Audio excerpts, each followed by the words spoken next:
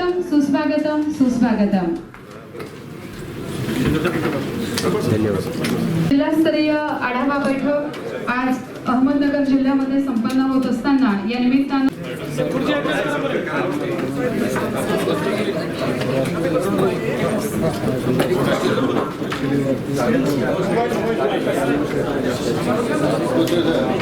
आणि राज्यगीताने महाराष्ट्र गीतानं आजच्या कार्यक्रमास आपण प्रारंभ करत आहोत।